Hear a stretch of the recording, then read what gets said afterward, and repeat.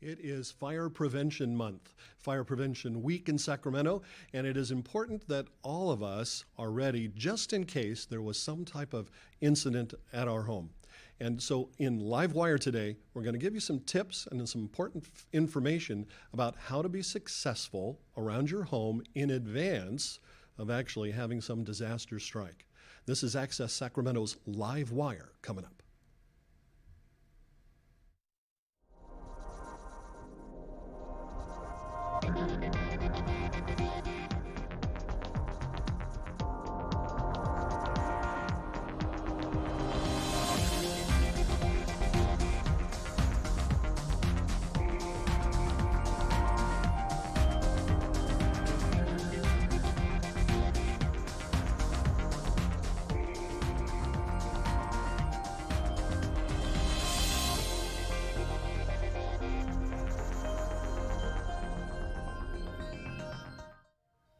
Hello, and welcome to Access Sacramento's Live Wire. Ray Tatter has the night off. I'm Gary Martin.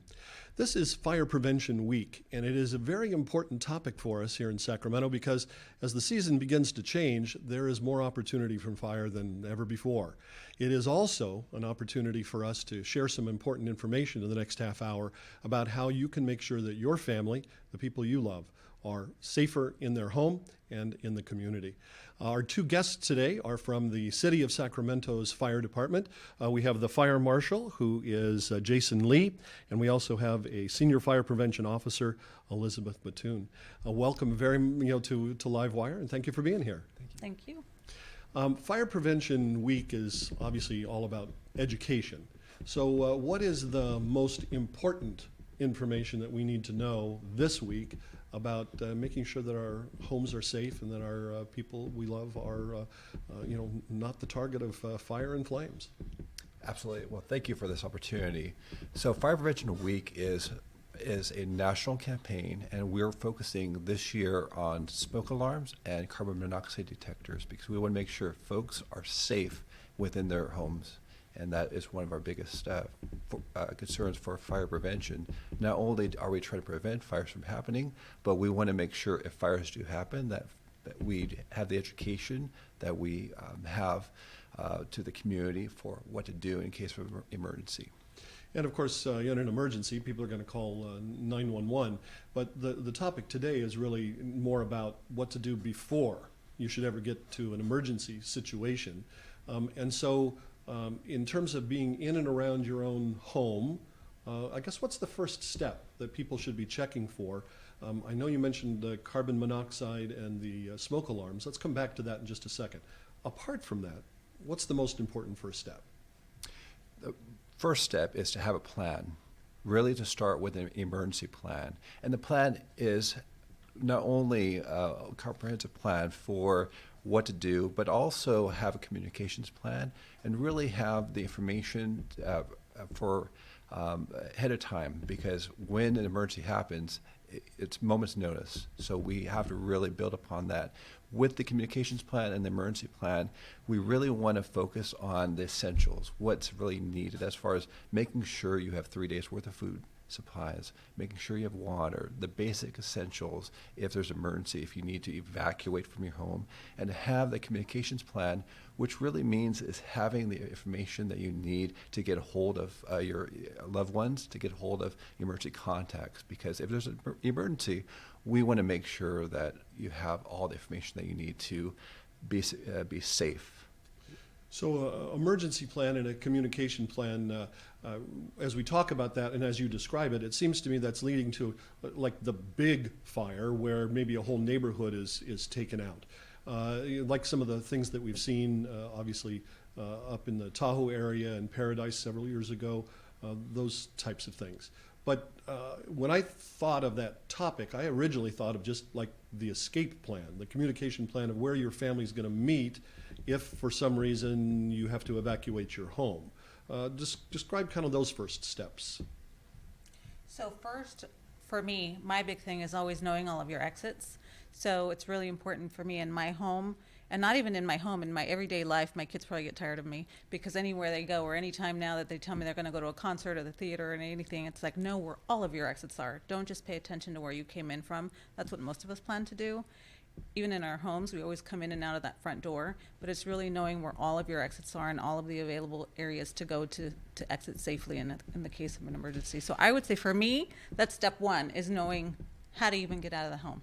If it is your home, maybe it's 1 story or 2 stories, then do you like drill with your kids? Do you drill with your elderly parents who maybe are in your home because they're having either health or mental issues? And how do you deal with that? So you definitely want to include the entire family in coming up with a plan, which we call EDITH, which is exit drills in the home. So you'd make a sketch of your home, a layout, and identify all of those exits. And once you have that plan in place, another big key of that is where you're going to meet. Because the worst thing would be, in the case of an emergency, everyone leaves and heads off in different directions, and now your children are nowhere to be found because one went to the park and one went to a neighbor, and you don't know where they are. So it's really important to practice with them, to create the plan with them, include them, and then practice on a regular basis. In a situation where there is a fire, people may be exiting the house in a variety of different ways. They may not be able to get together before leaving. So that seems reasonable to me. I know with our kids in our childhood home and then later as in our high school home for the kids, we were always going to meet across the street at the neighbor's house, directly across the street on their front porch. That was the gathering spot. And that was kind of what we would always communicated. Is that really what we're talking about? Setting X marks the spot. Where am I supposed to stand and wait until the parents show up? Absolutely. Having the information ahead of time and drilling on the information and having that plan is really going to help you in an emergency, understanding that part. When you first started to talk about this and talking about the big disaster, you talked about having food and water and some of those types of things. I guess you'd call that an emergency kit. What is kind of the goal? What things would be included? Absolutely. So for that, also think about things you would need for extended period of time. Medications is a great example. We want to make sure that you have the essential necessities in order to be able to have enough days to be able to get you through, whether that's 3 days, 4 days, but you want to have enough supplies in order to be able to have your essential needs met for an extended period of time. And that includes, for example, maybe jugs of water.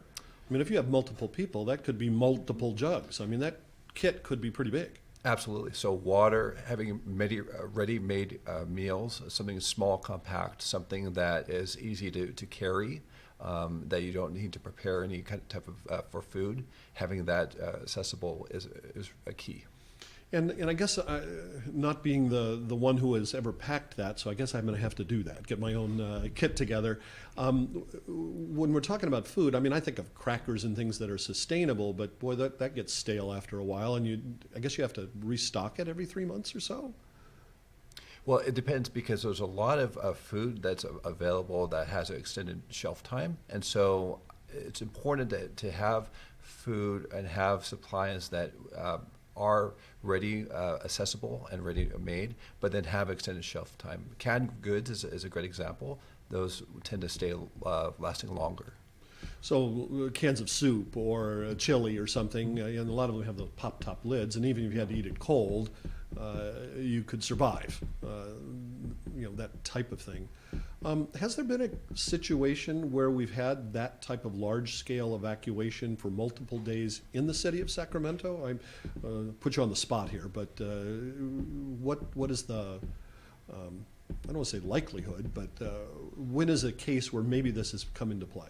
So not recently. I mean, we've had flooding years ago, but we haven't had anything recently here. But something, we always have to be prepared just in case of the emergency, because in our surrounding communities, we've seen over the last few years, definitely occurrences where this has happened. So we always want to be prepared for the worst. When you talked about the communication plan, you mentioned such things as having phone numbers. I know so many of us have neglected the opportunity to memorize phone numbers now because they're in our pockets and it's so easy with a cell phone. But I would imagine that having some type of list maybe in that kit or in your wallet, what is the best way to approach that communication piece? Yeah, oftentimes for that, going back to the old spiral notebooks or paper, having that also because, with technology, sometimes we want to really focus on just having the information. So having paper, having pencils, pens, and just regular communication.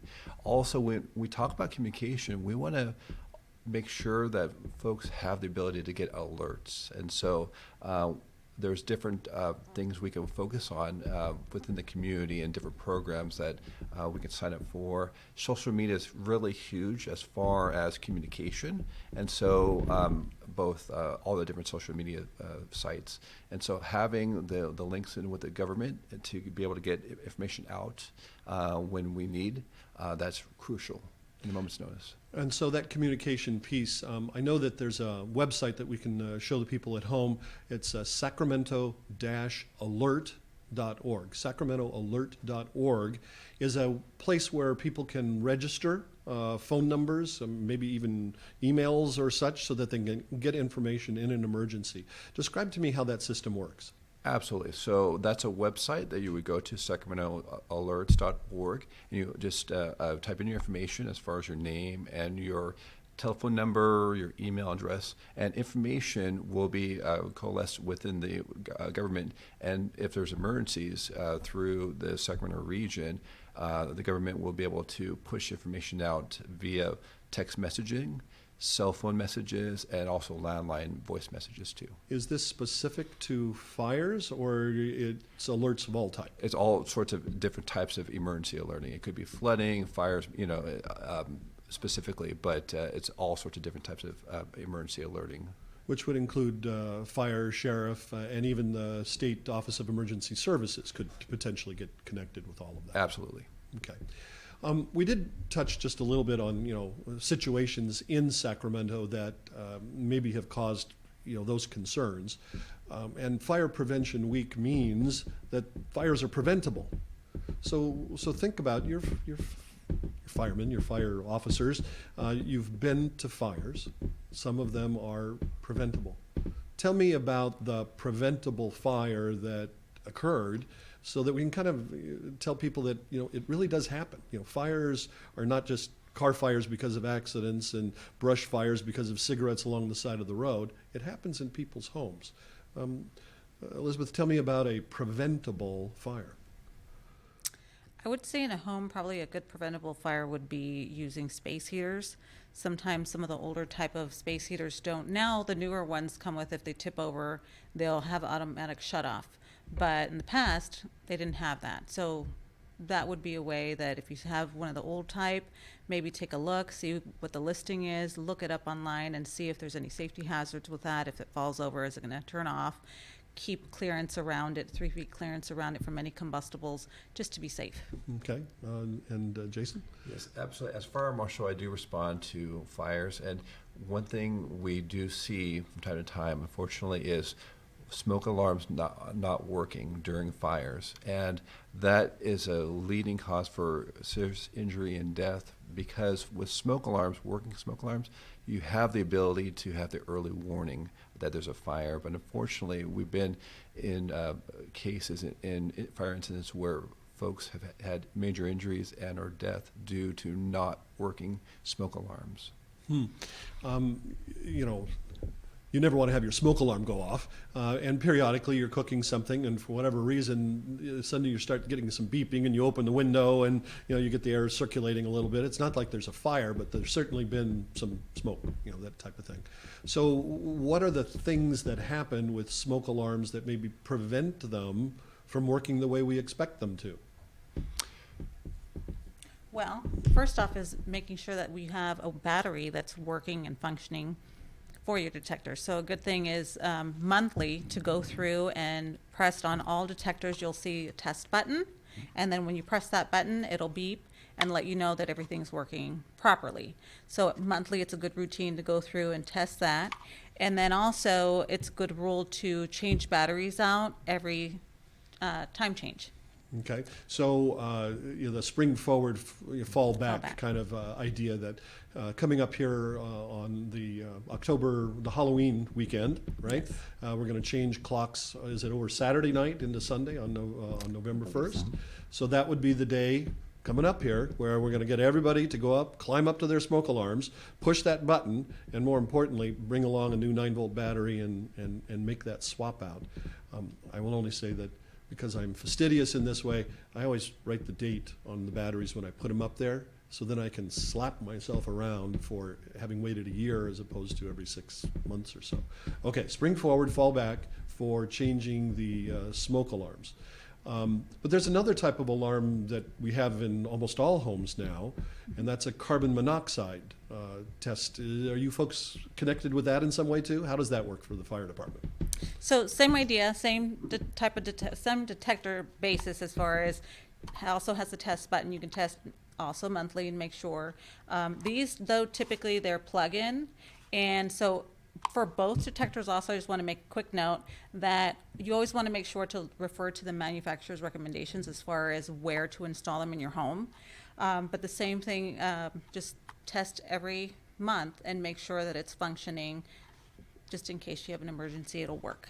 So the carbon monoxide I think of as, coming from a car exhaust. But there are multiple places in your home where carbon monoxide can show up and can cause a problem for your family. Can you describe, for the benefit of people who are not familiar, how do we know where the problem is originating?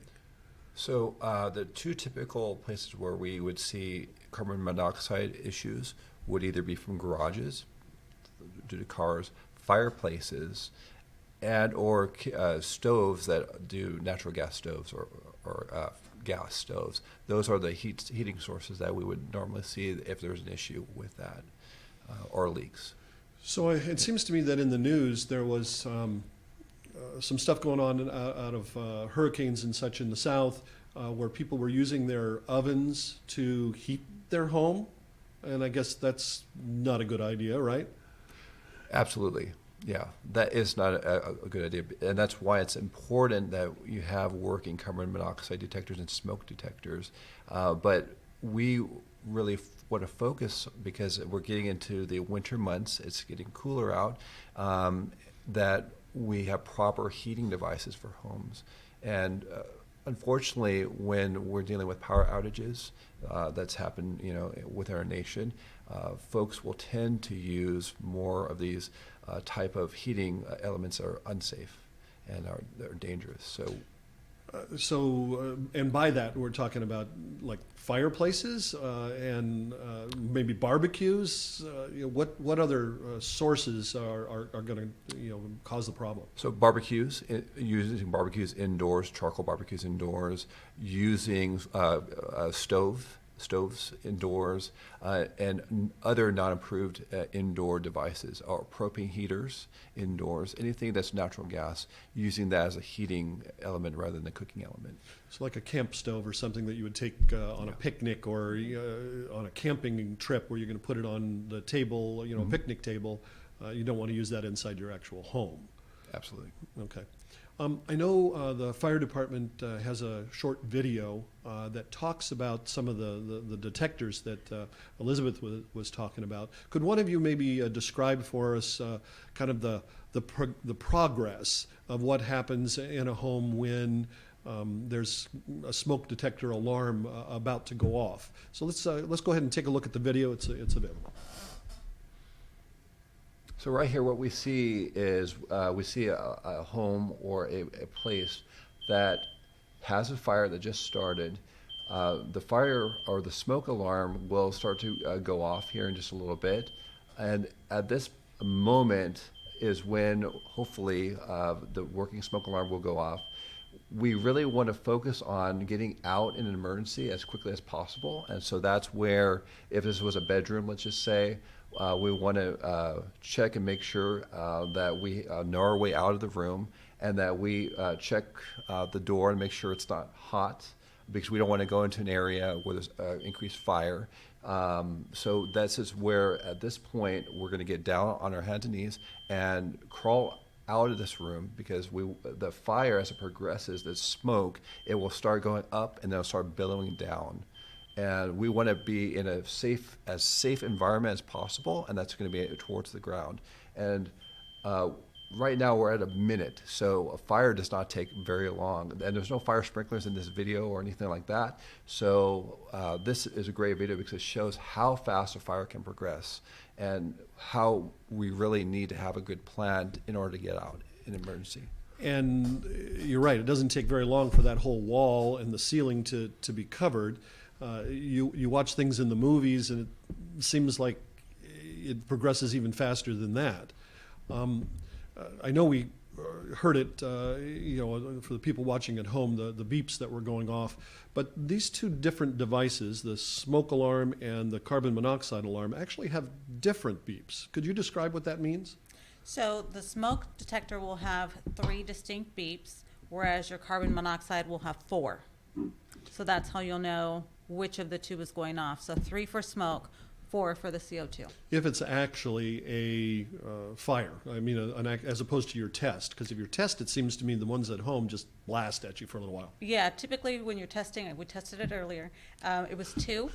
And so when you're testing, you're just going to get about 2 beeps. And then, but when it's going off due to smoke or actual CO2, you'll do the 3 for smoke, 4 for CO2. And if it's a battery check, then that's just one little chirp or something that occurs every 2, 3, 4 minutes, whatever it is, to remind you that you're supposed to have changed that battery. That's right. Okay, well, hopefully we can do that. Our home was about 25 years old, and it was time to change out the smoke alarms.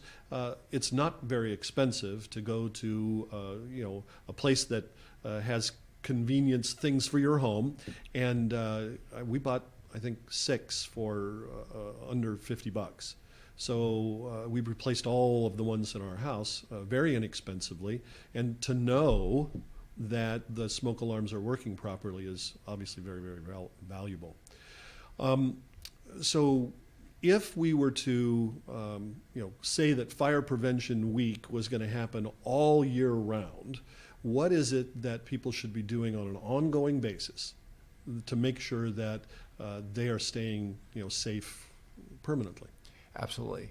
And that starts with having a plan, but also to look around your house and check and see and look for safety issues, perhaps electrical issues. Having a fire extinguisher such as this is a key component, because if there's a fire that starts, this fire extinguisher is designed to be able to put the fire out when the fire is small. And so having a device like this is crucial, and it's something that we would recommend.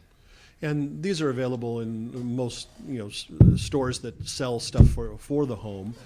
Not that expensive, but if you're thinking about a kitchen fire, where should this be stored? I mean, ours is under the kitchen sink.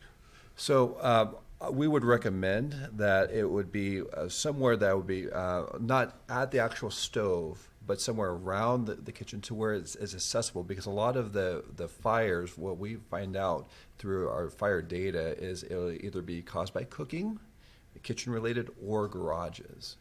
And so having one that's close enough to the kitchen to where you can get to it, try to put the fire out, and if you can't get the fire out, be able to exit as fast as you can and be in a position where you can escape. Kitchen makes sense to me. What does the fire ignition start in a garage? So oftentimes that will be because of gasoline stored in garages. Also could be with electrical in garages too, but because there's cars, fuels, there's different fuel sources. So a lot of the fires, depending upon what the activities in the garage, may start there. And we're not saying that the gasoline can that's just sitting there idle is going to start suddenly to erupt all on its own. It would need some type of activity, wouldn't it? Absolutely. Yeah. That's where sometimes the electrical components there's a heating source too close to the fuel source, and that's what starts fire in general. Prior to working in television, more as an administrator, I worked in television news, and I can remember being shocked the first time I went to a fire because there was an aerosol can that had been on somebody's dresser that had rocketed straight through into the ceiling because it exploded like a bottle rocket. So there's all sorts of things that can happen when you suddenly start having flames in your home, obviously. But so what is the next step then? If people have done these things, should they come back to it in another 3 months or something and revisit it again?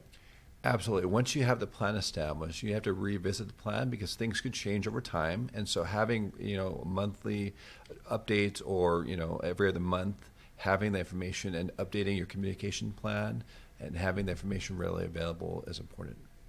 And as we look at this, that third point that's down there has that nice acronym, EDITH. Revisit that for me. What does that stand for again?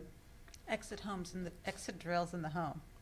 And that's what you do with your parents or your kids, your elderly parents or your kids. And that means going all the way out to the collection point where you're going to meet afterwards, those types of things?